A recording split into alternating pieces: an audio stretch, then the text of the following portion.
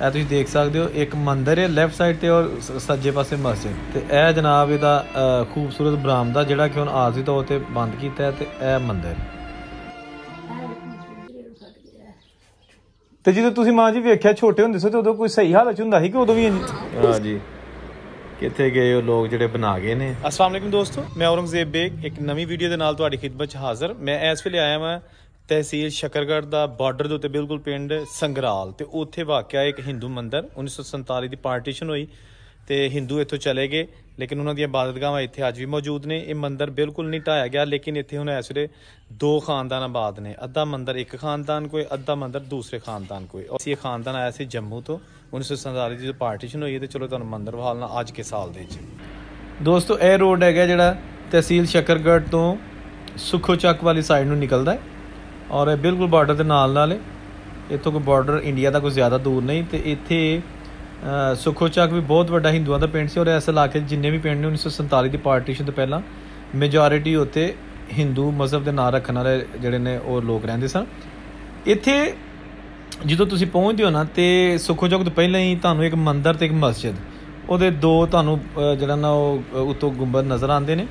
ਇਹ ਤੁਸੀਂ देख सकते हो एक मंदिर है लैफ्ट साइड ते और सज्जे पासे मस्जिद यानी कि तुसी इस चीज़ का अंदाज़ा ला लवो कि मंदिर बिल्कुल नहीं ढाया गया गो कि इत्थे हुण इबादत करने वाला कोई हिंदू नहीं।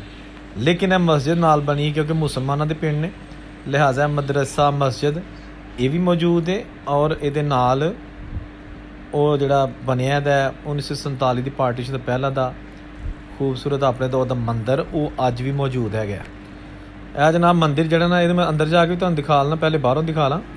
ये मंदिर दे दो खानदान ये आबाद ने यानी अद्धा मंदिर विच दीवार लगी है वो एक फैमिली को और अद्धा दूसरी फैमिली को। तुहानूं मैं दिखा लना, पहले अगर आप देख लो कि इनू कितना अरसा हो गया इस मंदिर नू बनाया होया। इस छोटा जिहा पिंड संगराल तहसील शकरगढ़ जिला नारोवाल ये बॉर्डर का पिंड है। यह देखो जी यह मस्जिद का गुंबद है बने दा और इत्थे मदरसा भी है। बच्चे ना सिर्फ नमाज पढ़ते हैं बल्कि दीनी तलीम भी हासिल करते हैं।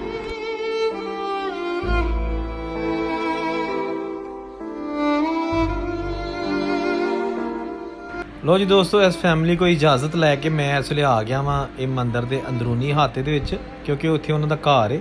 यह मंदिर के बड़े खूबसूरत बरामदे बने सन लेकिन वो हुण इनू एज अ रहायश इस्तेमाल कर रहे हैं तो मिट्टी के नाल बरामदे बंद करके तो यह जनाब एक खानदान इत्थे आबाद है। ਇਹ ਹੋ ਗਿਆ ਮੰਦਰ ਦਾ ਉੱਤੇ ਜਿਹੜਾ ਡੋਮ ਬਣਿਆ ਇਹ ਵਿੱਚ ਦੀਵਾਰ ਲੱਗੀ ਹੈ। ਅੱਧਾ ਮੰਦਰ ਦੂਸਰੀ ਫੈਮਿਲੀ ਦੇ ਕੋਲ ਹੈ ਤੇ ਇਹ ਜਨਾਬ ਇਹਦਾ ਖੂਬਸੂਰਤ ਬਰਾਮਦਾ ਜਿਹੜਾ ਕਿ ਹੁਣ ਆਰਜ਼ੀ ਤੌਰ ਤੇ ਬੰਦ ਕੀਤਾ ਹੈ ਤੇ ਇਹ ਮੰਦਰ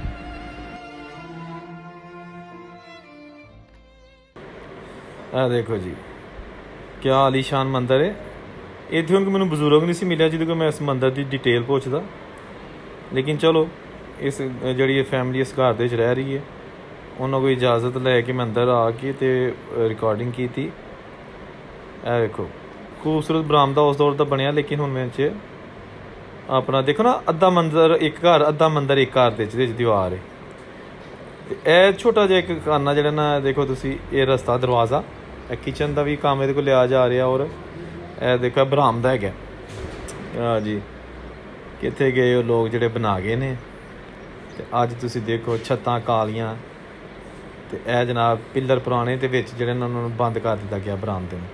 तो क्या गया कि जी कालियां छत्तां ने 1947 के जोड़े हंगामे ने वो दौरान ही कालियां हुई ने अग्गां लगियां।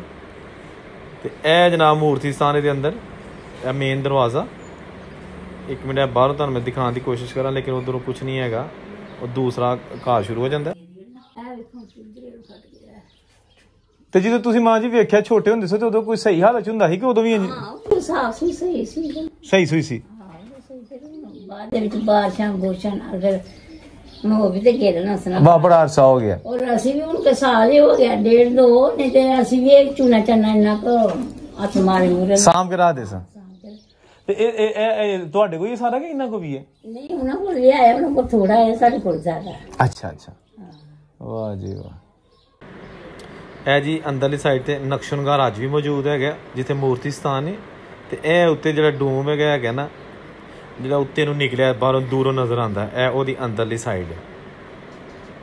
ਤੇ ਇਹ ਜਨਾਬ ਇਹਨਾਂ ਦਾ ਸਮਾਨ ਇਸ ਫੈਮਿਲੀ ਦਾ ਪਿਆ ਤੇ ਇਹ ਮੂਰਤੀ ਸਥਾਨ ਬਹੁਤ ਹੀ ਆਲਾ ਕਿਸਮ ਦਾ ਉਸ ਦੌਰ ਦਾ ਬਣਾਇਆ ਗਿਆ ਤੇ ਇੱਥੇ ਹੁਣ ਇਹਨਾਂ ਨੇ ਜਨਾਬ ਆਪਣਾ ਇਹਨੂੰ ਛੋਟਾ ਜਿਹਾ ਸਟੋਰ ਜਿਹਾ ਉਹਨੂੰ ਇਸਤੇਮਾਲ ਕਰਦੇ ਨੇ, ਵਿੱਚ ਪੇਟੀ ਪੱਖਾ ਇਹ ਚਾਰ ਪਾਈਆਂ ਤੇ ਇਹ ਛੱਤਾਂ ਇਹਦੀਆਂ ਉਜੜੀਆਂ ਜਿਹੜੀਆਂ ਕਿ 1947 ਦੀਆਂ ਹੀ ਇਸ ਤਰ੍ਹਾਂ ਚੱਲੀਆਂ ਆ ਰਹੀਆਂ ਨੇ।